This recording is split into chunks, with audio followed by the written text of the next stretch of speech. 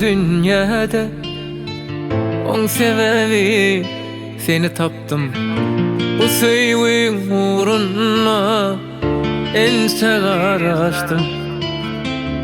Sevgilim solmasın, Allah'ım ayra salmasın. Sevgim yerde kalmasın, mehriban yarım. Bana birin söydüseler, şana canım verdiseler, şana kurban olliseler, senin dönmeni değil yarım. Bana birin söydüseler, şana canım verdiseler, şana kurban olliseler, senin dönmeni değil yarım.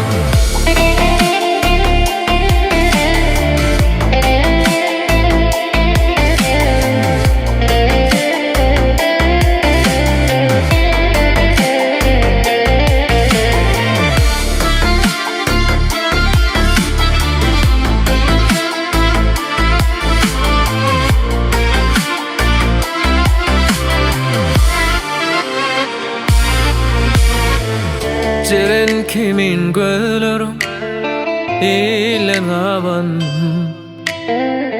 sevişim alıp olup sen beni soydun.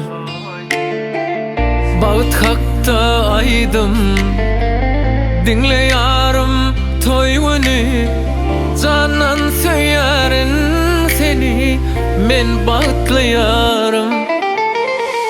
Bana birin söydüseler, şana canım verdiseler, şana kurban olliseler, senin dönmeni değil yarım.